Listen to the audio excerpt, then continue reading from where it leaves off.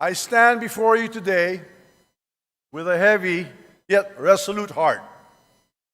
Recent events compel me to address not only the accusations that have been hurled against me personally, but also the attacks on the institution we hold sacred, the House of Representatives, the heart of our democracy and the voice of the Filipino people. Let me begin with a matter that is both alarming and unprecedented. The Vice President of the Republic of the Philippines, SARA Duterte, admitted to contacting an assassin to kill President Ferdinand R. Marcos Jr., First Lady Luis Araneta Marcos, and myself. Let me be clear. Hindi na to biro. Hindi na to normal na panalita. Isa itong direktang banta sa ating demokrasya, sa ating pamahalaan, at sa seguridad ng bayan.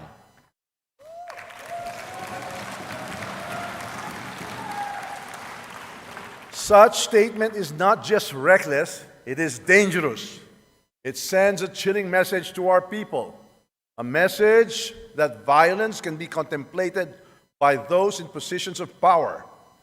This is not just an affront to the individuals targeted, it is attack on the very foundation of our government. It is an insult to every Filipino who believes in the rule of law and the sanctity of life. Violence has no place in our society. It is irreconcilable with the values that have taught and guided us for years. Values of respect and amicable, peaceful conflict resolution. We cannot let this pass as mere rhetoric. The gravity of such confession demands accountability.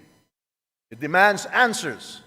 It demands that we, as the representatives of the Filipino people, take a stand to protect our democracy from any and all forms of threats. The actions of the Vice President will go down in the annals of history like a nightmare that will haunt our people for generations.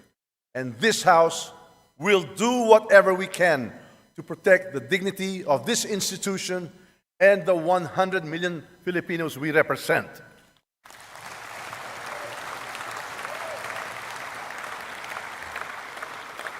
Now, let us address another serious matter.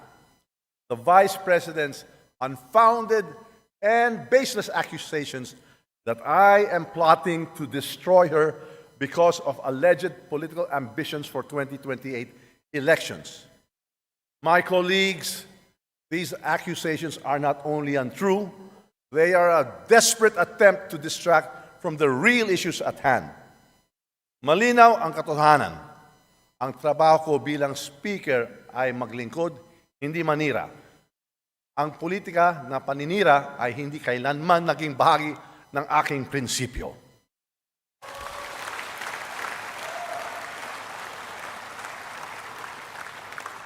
My focus has always been on fulfilling my responsibilities as Speaker of the House, leading with utmost integrity, untarnished by division and self-interest, and guided by the principle that every action and decision I take must always be for the benefit of the Filipino people. These unfounded accusations are not just about me. They are an affront to the House of Representatives. They are an attempt to erode public trust in this institution, to sow division, and to create chaos. We choose unity over division, dialogue over conflict, and cooperation over confrontation. Why these baseless accusations? The answer is simple: to divert attention from the mounting evidence of fund misuse under her leadership at the office of the Vice President and Department of Education. The issues surrounding confidential and intelligence funds, the questionable disbursements, and the lack of transparency demand answers. We will not tolerate and accept vague explanations and evasive responses. Kung wala kang itinatago, bakit hindi sagutin ang mga tanong? karapatan ng taumbayan na malaman ang katotohanan. Accountability is not optional. Transparency is not negotiable. Those entrusted with public funds must be prepared to explain where it was disbursed and how these resources were utilized. Hindi ito personal. Ito ay usapin ng pananagutan at tiwala ng taumbayan.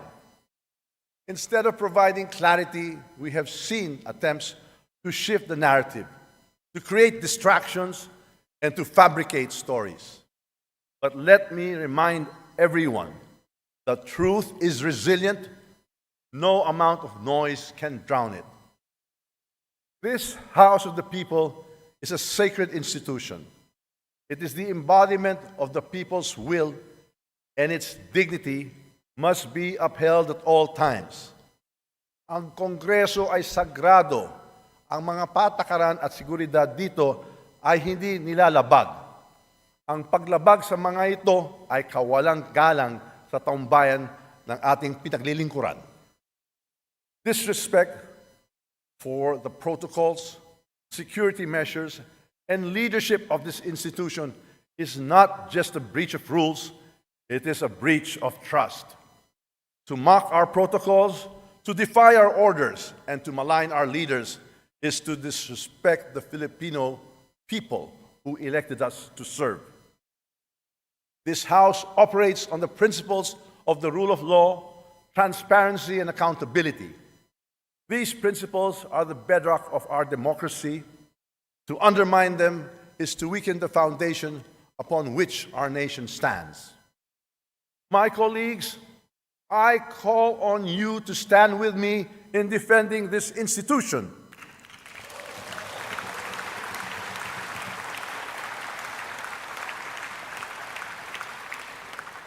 Ipaglaban natin ang dignidad ng Kongreso. Ipaglaban natin ang katotohanan. Ipaglaban natin ang ating demokrasya.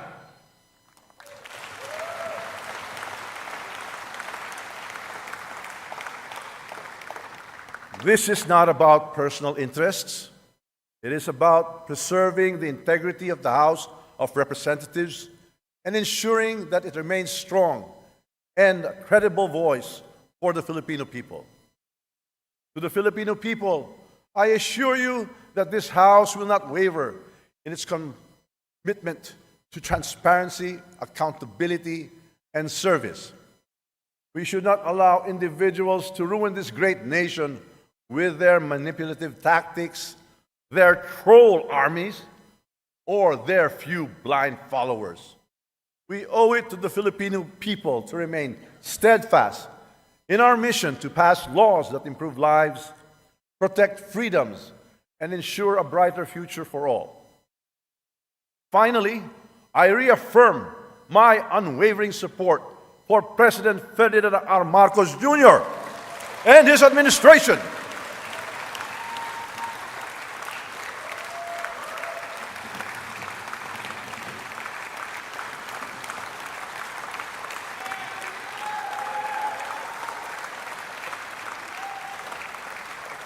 Together, we will continue to advance the reforms and policies that will lead us to economic recovery, national security, and a more equitable society.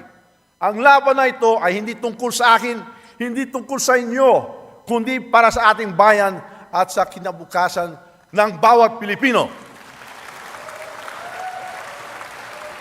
Let us rise above the distractions. Let us reject baseless accusations. Let us focus on what truly matters, serving the people and strengthening the institutions that uphold our democracy. Let us stay focused, steadfast, and committed to the great job we are doing. It is indeed my honor and privilege fighting this battle with and for all of you. Thank you, and may God bless the Philippines. Mabuhay ang Kongreso! Mabuhay ang sambayang Pilipino! In this august chamber to sponsor and support House Resolution number 2092, expressing the unwavering and unqualified support and solidarity of the House of Representatives to the leadership of His Excellency President Ferdinand R. Marcos Jr. and the Honorable Speaker Ferdinand Martin Gomez Romualdez. In the face of serious and dangerous remarks and defiant acts that threaten the very foundation of democratic governance, rule of law, public trust, and integrity of government institutions.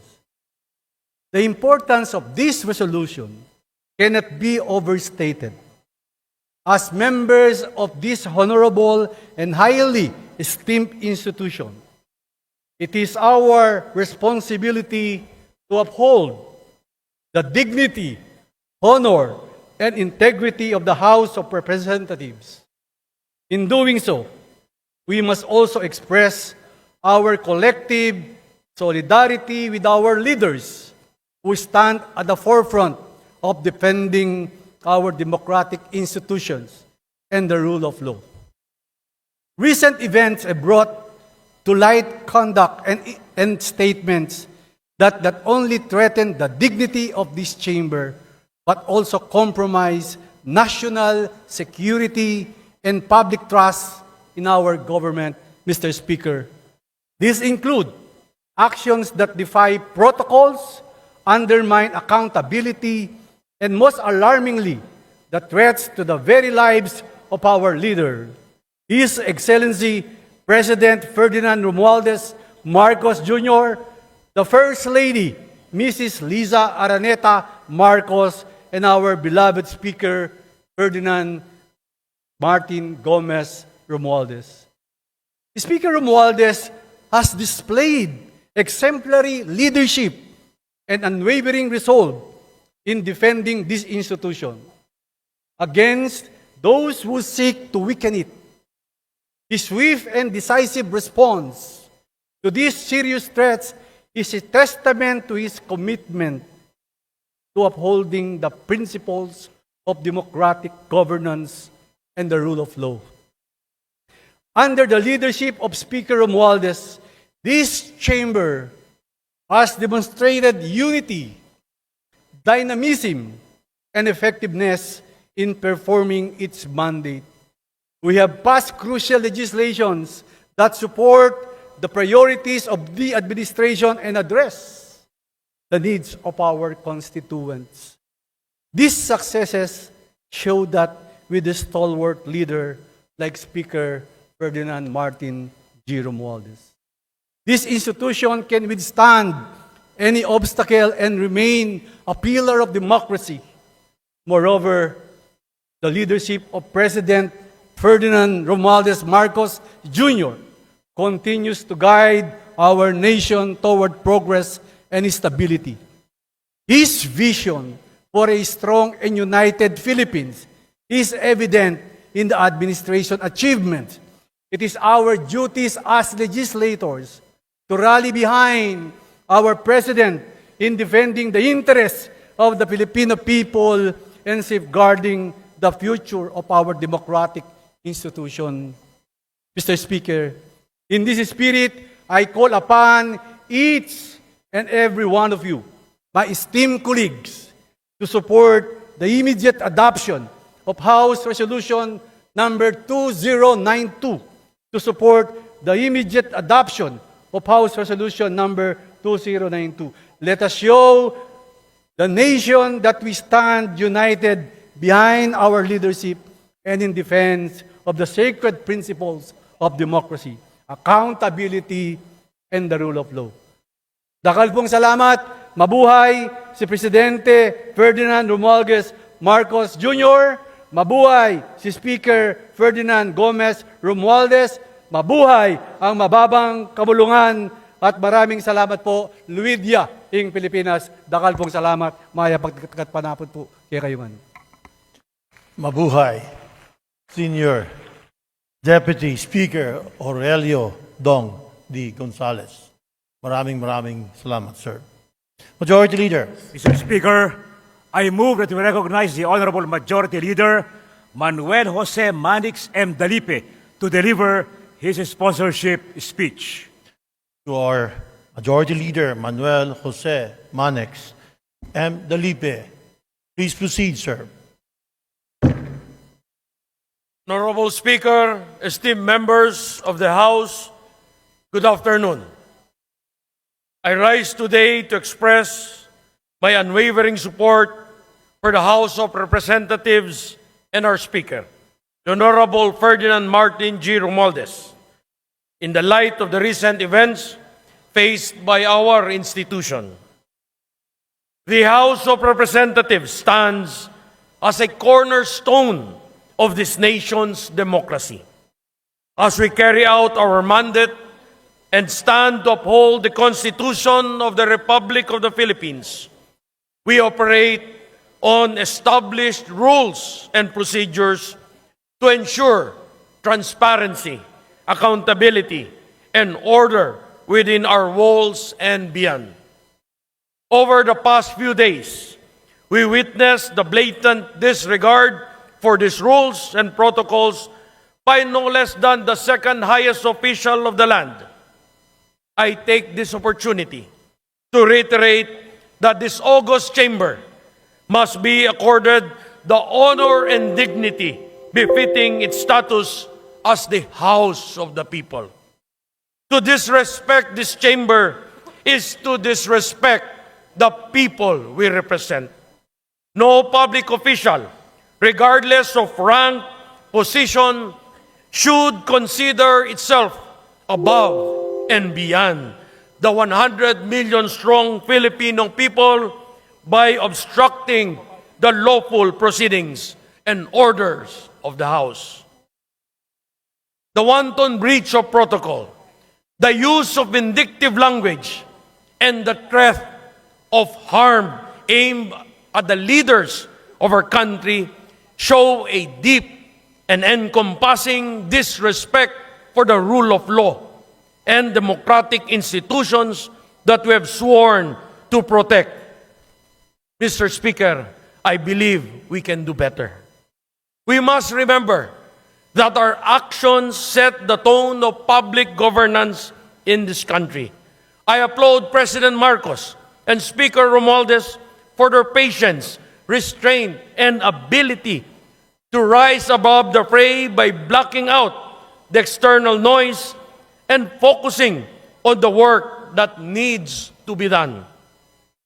I urge all of us to follow their example.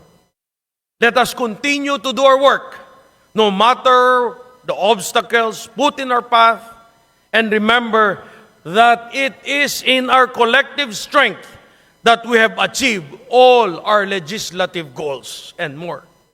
Maraming salamat po. Mabuhay ang ating mahal na Pangulo, Ferdinand R. Marcos Jr. Mabuhay ang ating House Speaker, Ferdinand Martin G. Romualdez. Mabuhay ang bagong Pilipinas. Mabuhay ka. Maraming salamat, Majority Leader Manuel Jose Manex M. Dalipe. Majority Leader. Mr. Speaker, I move that you recognize Deputy Speaker David J.J.C. Suarez for his manifestation. Deputy Speaker in the province of Quezon, Congressperson J. Suarez. You're recognized, sir. Please proceed. Mr. Speaker, distinguished colleagues, I rise today in utter disbelief and righteous indignation over the Vice President of the Republic, Sara Duterte, admitting that she has contacted an assassin to kill none other than President Ferdinand R. Marcos Jr., First Lady Luis Araneta Marcos, and our beloved Speaker, Ferdinand Martin G. Romualdez. Mr. Speaker, this is no trivial matter.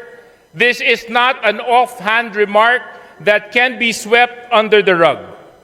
This is an admission by the second highest official in the land of a premeditated intent to harm the highest leaders of our government.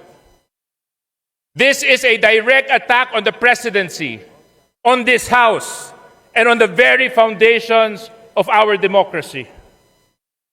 Let us call this what it is: treachery in the highest order. It is a betrayal not just of the President and this institution, but of every single Filipino who entrusted her with power.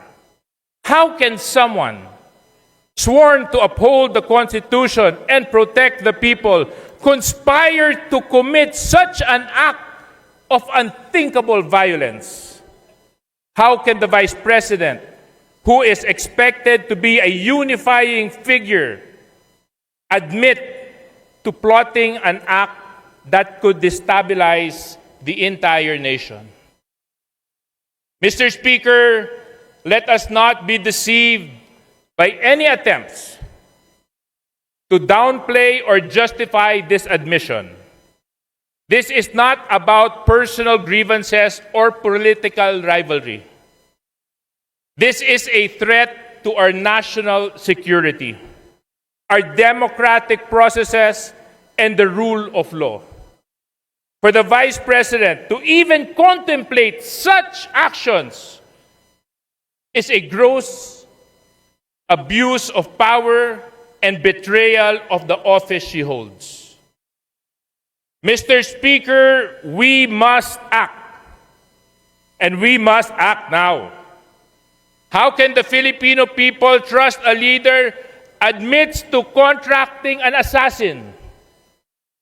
How can we continue to allow someone of such dangerous tendencies to occupy one of the highest positions in the land? This is not a question of leadership. It is a question of morality, of accountability, and the survival of our democracy. The House must take immediate action. We cannot simply express our outrage and move on. We must call for a full investigation into the Vice President's admissions, not just for the sake of justice, but to protect the integrity of our institutions and to ensure the safety of our leaders. Mr. Speaker, the behavior cannot just be tolerated. This is not about politics. This is about the survival of our democracy and the safety of our people. We demand answers. We demand accountability. And we demand that the Vice President face the full force of the law for her actions.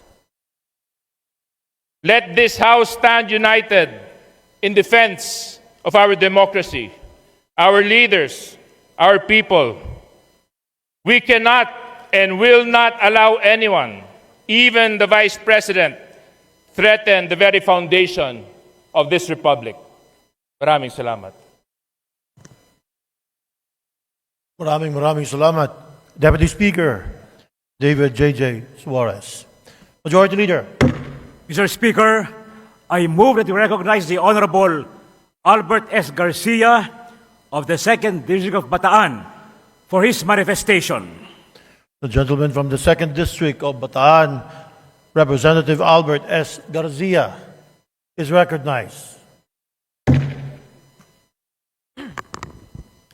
Mr. Speaker, distinguished colleagues, I rise today with a deep sense of indignation and disbelief over the shocking admission made by Vice President Sara Duterte that she had contacted an assassin to target none other than His Excellency President R. Marcos Jr., First Lady Luis Araneta Marcos, and our esteemed Speaker, Ferdinand Martin G. Romualdez.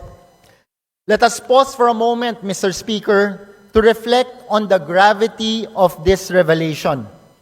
The second highest official of the land, someone who took an oath to protect and uphold the Constitution, has admitted to contemplating violence against the very people she sworn to serve alongside.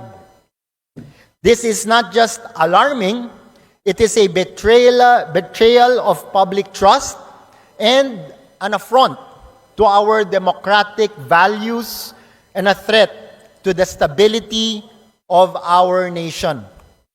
Mr. Speaker, how can we, as representatives of the Filipino people, stand silent in the face of such a heinous admission?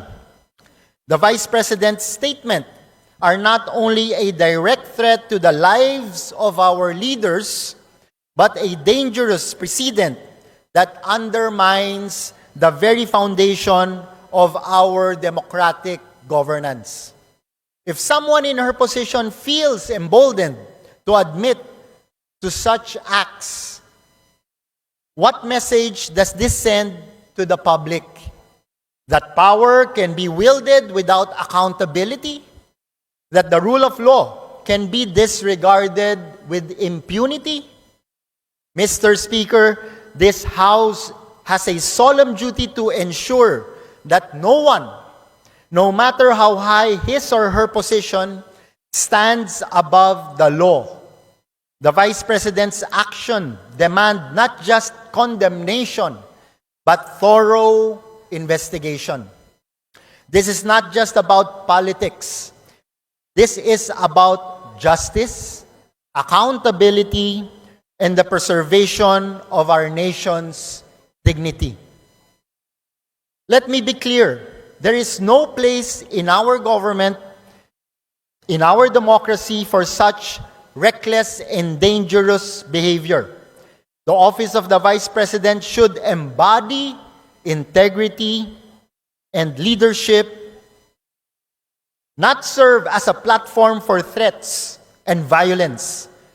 The Filipino people deserve better, Mr. Speaker. They deserve leaders who inspire trust, who uphold the rule of law, and who work tirelessly to serve the nation with honor and dignity. This House must take a stand. We must demand a full accounting of the Vice President's action and hold her to the highest standards of accountability. Anything less would be a disservice to the principles we swore to uphold and to the Filipino people we serve. Mr. Speaker, let us send a clear and unequivocal message. This House will not tolerate threats to our democracy, our leaders, or our people. We will defend the rule of law and ensure that justice prevails. Maraming salamat po, Mr. Speaker. Maraming salamat, Representative Albert S. Garcia, 2nd District of Bataan. Majority Leader. Mr. Speaker, I move that we recognize the Honorable Wilfrido Mark M. Enverga of the 1st District of Quezon to deliver his manifestation. The gentleman from the 1st District of Quezon, Representative Wilfredo Mark M. Enverga. You have the floor, sir. Thank you very much, Mr. Speaker. Thank you, Majority Leader. Mr. Speaker, distinguished colleagues, I rise today to firmly and unequivocally defend the integrity, honor, and exemplary leadership of our esteemed Speaker, Ferdinand Martin G. Romualdez, against the baseless and malicious accusations hurled by Vice President Sara Duterte. First, let us confront the outrageous claim that the Speaker, a man who has dedicated his life to public service and the betterment of Filipino people, harbored any intent to harm the Vice President. Mr. Speaker, such allegations are not only preposterous, they are designed to distract and divide. They lack even a shred of evidence and are nothing more than a desperate attempt to tarnish the Speaker's reputation. Our Speaker has consistently demonstrated his commitment to democratic governance, transparency, and public service. Under his leadership, this House has passed landmark legislation to uplift the lives of our fellow Filipinos, recover from economic challenges, and ensure national security. These are the actions of leader who serves with integrity and purpose, not one who engages in petty, baseless conspiracies. Second, let us address the Vice President's claim that the Speaker is involved in illicit activities. Mr. Speaker, these accusations are as hollow as they are reckless. They are not supported by facts, evidence, or any credible source. They are only to sow mistrust and undermine the Speaker's hard-earned credibility. Let us be clear. This House will not allow baseless mudslinging to derail our mission of serving the people. What drives these accusations, Mr. Speaker? Is it political ambition? Or is it simply a refusal to accept the Speaker's growing stature as a unifying and decisive leader? Whatever the motive, one thing is clear. These attacks do not reflect on Speaker's character. They reflect on desperation of those who make them.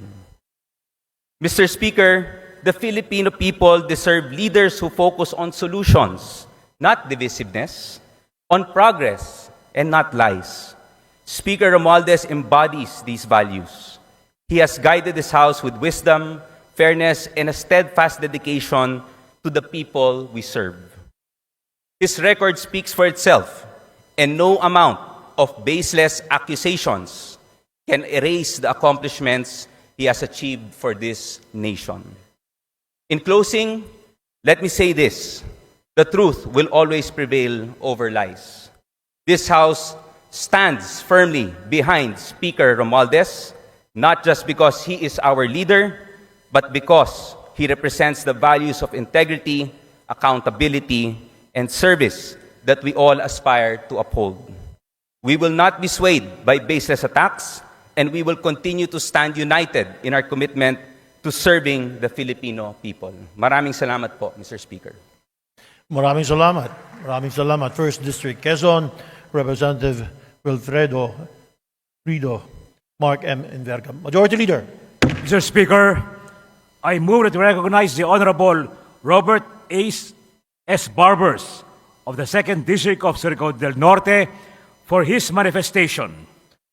The gentleman of the 2nd District of Surigao del Norte, Representative Robert S. Barbers. You have the floor, sir. Thank you very much, Mr. Speaker, Majority Leader.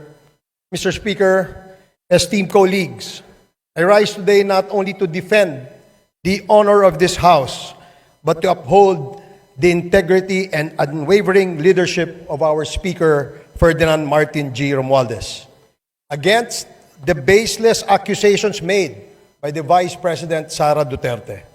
These accusations that our Speaker intended to harm her or that he is involved in illicit activities are nothing but unfounded and irresponsible allegations meant to distract and discredit.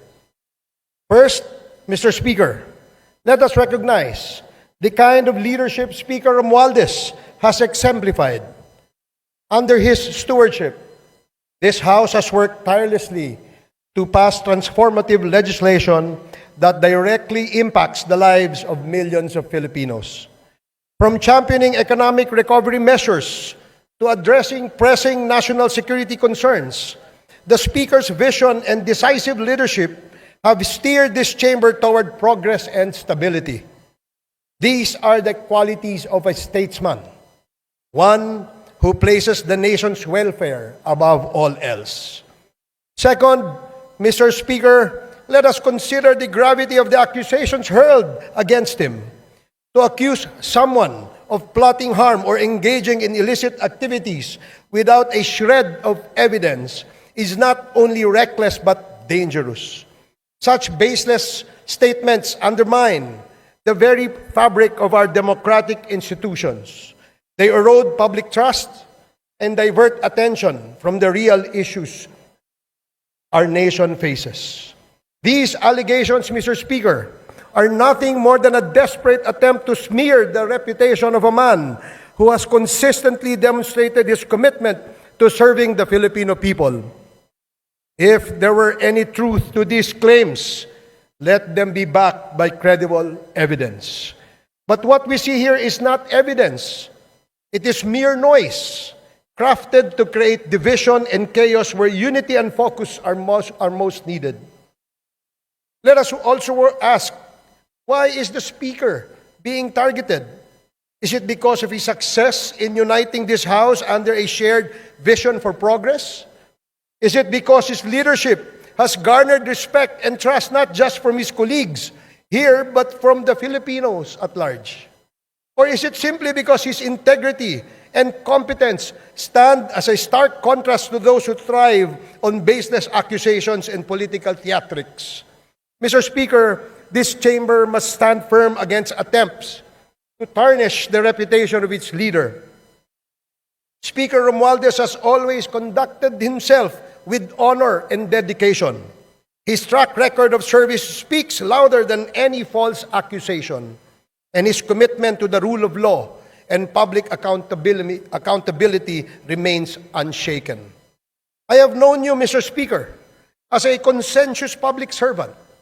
In the short span that you have discharged your duties as Speaker, I can honestly say that you have treated all of us fairly and that in all the conduct of affairs, you have always displayed decency, bearing, and character that bespeaks of a statesman.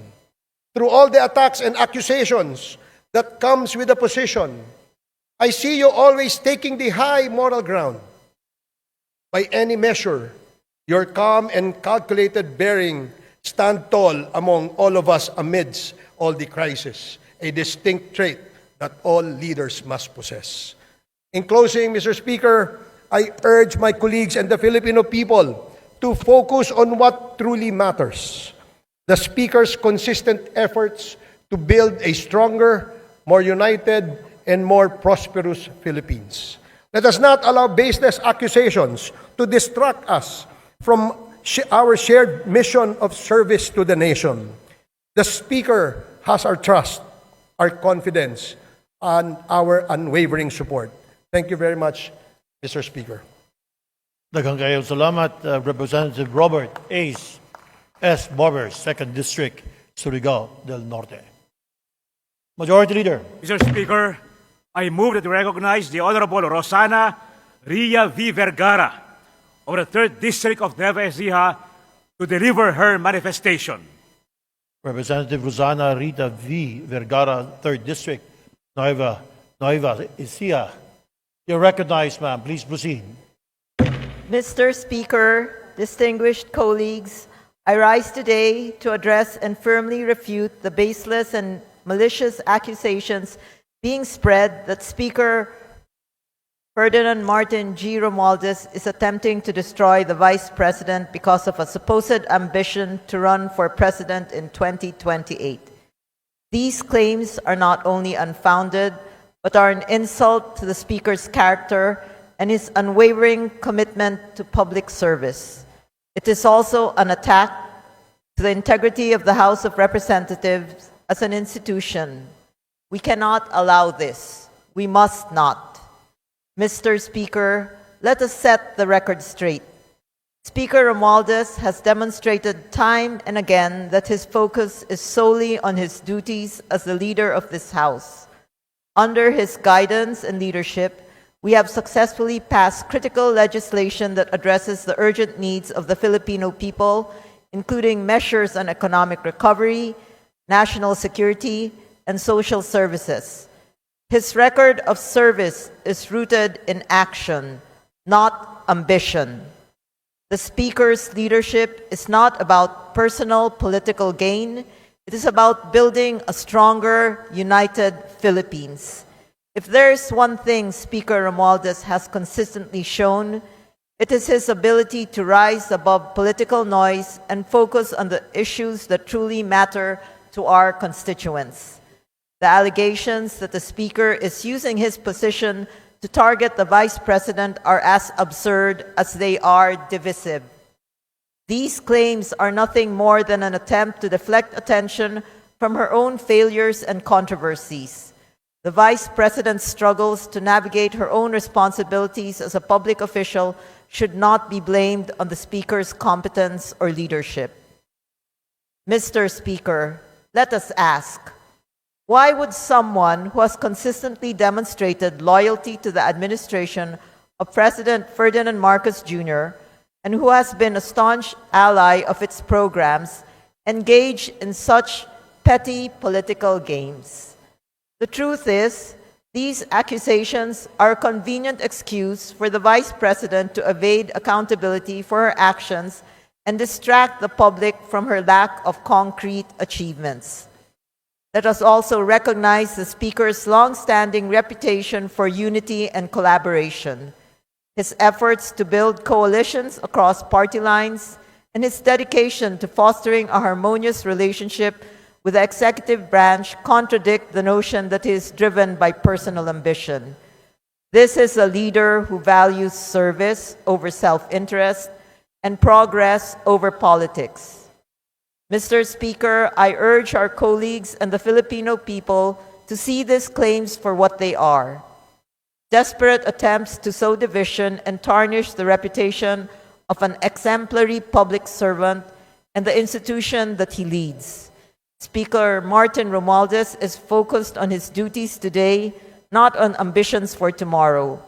His commitment to this House and to the Filipino people remains steadfast, and no amount of baseless accusations can detract from this. This House stands united behind Speaker Romualdez. We will not be distracted by false narratives, nor will we allow them to undermine the important work we do for the Filipino people. Let us stay focused on the task at hand and continue to serve with integrity, unity, and dedication. Thank you, Mr. Speaker. Thank you. Thank you, Congresswoman Rosana Ria V. Vergara of the 3rd District of Nueva Ecija. Majority Leader. Mr. Speaker, I move that we recognize the Honorable Erwin Tulfo of the ACT-CIS party list for his manifestation. ACT-CIS Party List Representative Erwin T. Tulfo. You're recognized, sir. Please proceed. Thank you, Mr. Speaker. Mr. Speaker, allow me to read the manifesto of the party list coalition as directed by the party list leaders. Mr. Speaker, distinguished colleagues, the party list coalition clearly see a diversion of attention away from the mounting evidence of fund misuse under the Office of the Vice President in the Department of Education. Mr. Speaker, the allegation of financial irregularities involving the OBP and the DepEd are serious and demand answers. The Filipino people deserve accountability, transparency, and honesty from their leaders, especially from someone who oversees billions of pesos meant to uplift the lives of our citizens and improve the quality of education of our children. Instead of addressing these issues head-on, they have chosen to create a smokescreen, fabricating baseless accusations against Speaker Ferdinand Martin Romualdez and other public officials. Mr. Speaker, the Speaker of this House, Ferdinand Martin G. Romualdez, has shown exemplary leadership in ensuring that this chamber remains a bastion of transparency and accountability. He has no time for petty political games. His focus is on serving the Filipino people. Mr. Speaker, the Filipino people deserve the truth.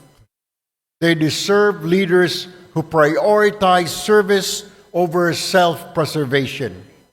This House, under the Speaker's leadership, remains committed to ensuring that no one is above the law and that public funds are used properly and responsibly. That is all. Thank you, Mr. Speaker. Maraming salamat. Representative Erwin T. Tulfo, on behalf of the PCFI Party List Coalition Foundation Incorporated, and ACT-CIS Party List. Majority Leader. Mr. Speaker, I move that we recognize the Honorable Deputy Majority Leader, Julian Jam Baronda of the Lone District of Iloilo City, to deliver his manifestation of support. Long District, Iloilo City, Deputy Majority Leader Julian Jam Baronda. You are recognized, ma'am. Mr. Speaker, esteemed colleagues, maayong hapon sa atong tanan. In support of the approval of House Resolution number 2092, expressing the unwavering and unqualified support and solidarity of the House of Representatives to the leadership of His Excellency President Ferdinand R. Marcos Jr. and the Honorable Speaker Ferdinand Martin G. Romualdez in the face of serious and dangerous remarks and defiant acts that threaten the very foundation of democratic governance, rule of law, public trust, and integrity of government institutions. This humble representation expresses full, unwavering support to the leadership of His Excellency President Ferdinand R. Marcos Jr. and our beloved Speaker, Ferdinand Martin G. Romualdez. Amidst the arbitrary actions and alarming statements issued by the second highest official of the land, we maintained that the preservation of the dignity, the integrity of the House of Representatives is of paramount importance. Mr. Speaker, in the light of the recent events that have transpired in the last 3 days within the premises of the House of Representatives, these arbitrary acts of interference and alarming statements reflect a clear disregard for institutional authority and due process. It is crucial that we condemn such acts and remain steadfast in adhering to the principles of good governance and rule of law. This is to avoid establishing a precedent for abuse of power. Mr. Speaker, the rule of law must likewise be observed by all government institutions and individuals, regardless of position or rank. It is paramount that we ensure the law applies equally to all, without discrimination or partiality. We also emphasize the importance of safeguarding the public trust that citizens have placed in their elected leaders. Public trust is earned through transparency, accountability, and commitment to public service. Maintaining these values requires our collective and unwavering determination.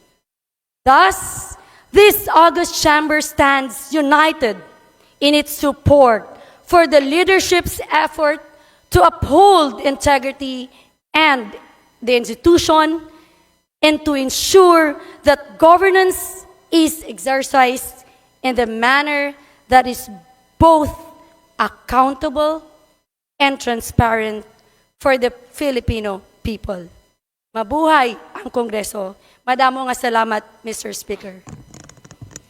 Damo gid salamat.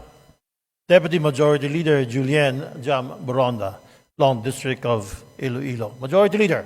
Mr. Speaker, I move that we recognize the Honorable Tobias Toby M. Chanco of the Lone District of Navotas City to deliver his manifestation of support.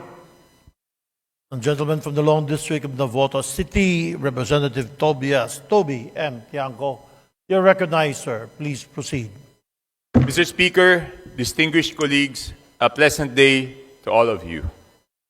It is with great respect and a deep sense of responsibility that I rise before this august body to manifest my unwavering support for the approval of House Resolution number 2092 in light of the recent events that have threatened the dignity of the House of Representatives and the stability of our democratic institutions.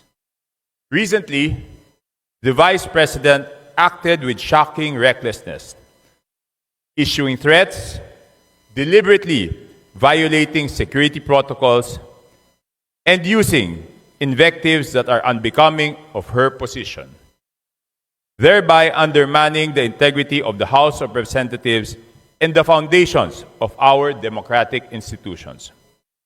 While these actions and statements cannot and should not be taken lightly, this House will take the higher ground and choose to rise above such actions and threats, focusing instead on the principles of respect and civility that guide this institution rather than descending into the rhetoric of violence and intimidation. We must not allow individuals, regardless of their positions and influence, to undermine the integrity of this body and our nation through manipulative tactics, orchestrated campaigns, or the deliberate sowing of discord by those who seek only to create chaos and division for their own gain. Our purpose is to serve the people and to work for the greater good, not to be swayed by distractions, hostility, or self-serving agendas. Let us not emulate their divisive actions, but instead champion the values of unity, respect, and progress for the common good. Principles that Speaker Romualdez and this institution have steadfastly upheld throughout the 19th Congress. Therefore, Mr. Speaker, it is with utmost respect and a sense of responsibility to the Filipino people that I ask this body to stand united in approving House Resolution 2092.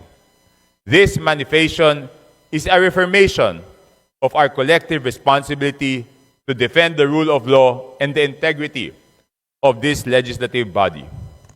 We, as representatives of the people, must resolutely reject any threat to our democracy, whether it arises from within these chambers or from external forces. We will not stand idly while the very foundations of our nation are challenged. Together, let us continuously express our strong and unrelenting support for His Excellency, President Ferdinand R. Marcos Jr. and his administration, and to Speaker Romualdez, whose leadership has been a steady force in this institution. Through their leadership and unwavering commitment, we will rise above these disruptive and destabilizing forces and forge a future where progress and unity triumph for the benefit of all. Thank you, Mr. Speaker, and may God bless us all. Thank you, Long District Navotas City Representative Toby M. Ianco. Majority Leader. Mr. Speaker, for the final manifestation of support, I move to recognize the Honorable Gabriel Bordado of the 3rd District of Camarines Sur. Representative Bordado, you are recognized, sir. Please proceed. Mr. Speaker, I move to withdraw my previous motion. Please proceed, Majority Leader.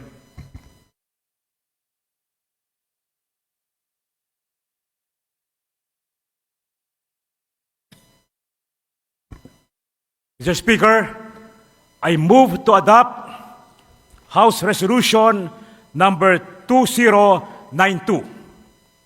There is a motion to adopt House Resolution 2092. Is there no objection? The chair hears none. Said motion to adopt House Resolution 2092 is hereby approved. Majority Leader. Mr. Speaker, before we proceed, may we recognize the guests of the Honorable Salvador A. Plato of the 6th District of Bulacan. We have from the Municipality of Angat, Bulacan, Municipal Mayor Reynante S. Bautista, Municipal Vice Mayor Arvin L. Agustin, Municipal Councilors William S. Vergel de Dios, Darwin A. Calderon, Evelyn J. Cruz, Melandro G. Tigas, Luis J. Santiago, Ramiro A. Osorio III, Barangay Chairman Nerio S. Valdesco, former SK John Patrick D.C. Solis, SK Federation President Mary Grace Evangelista. From the Municipality of Santa Maria, Bulacan, we have Municipal Mayor Bartolome R. Ramos, Municipal Vice Mayor Pablo L. Juan, former Mayor Russell G. Plato, former Councilor Salvador G. Plato Jr., Board Member Renato D.L. de Guzman Jr., Board Member Arthur A. Legaspi, ABC President Leovigildo Jing Ramos, Municipal Councilors Neil B. Mateo, Esperanza G. Ramos, Mark Angelo R. Clemente, Carl Gerard Castillo, Jesus B. de Guzman Jr., Municipal Administrator Engineer Elmer Clemente, former Vice Mayor Rico Jude P. Santo Domingo, Engineer Angelito Jacinto, Barangay Chairman Eresto de la Cruz, former Municipal Councilor June Mateo, SK Federation President Marco Trajano. From the Municipality of Norzagaray, Bulacan, Municipal Mayor Maria Elena Hermar, Municipal Vice Mayor Patricio I. Hener, ABC President Baltazar Espiritu, Municipal Councilors Maria Cleope S.P. Pelayo, Municipal Councilor Edsel C. Mendoza, Michael L. Merced, Luz Viminda Espiritu, Abigail Reyes, Resty Sumbilio, Alvin Cruz, Sosimo Cruz, Barangay Chairman Bert Paul P. Torres, SK Federation President Christine K. Cadano, former SK Federation President Mark Ivan Feliciano, and former Vice Mayor Rogelio Santos. Thank you, Majority Leader. May I please reiterate, they are the guests of The Honorable Salvador A. Plato of the 6th District of Bulacan, Mr. Speaker.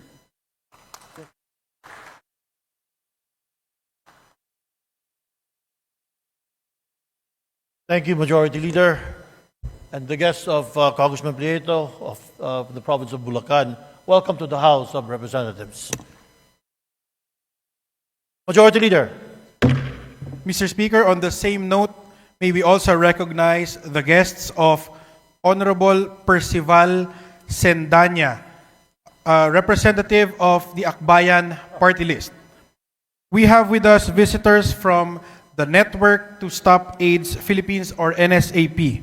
They are the following: Mara Quesada, Roberto Figuracion Jr., Jams De Leon, Ayla Beato, Liza Igcasinza, Leslie Tolentino, Roger Alvarez Jr., and Elaine Madula.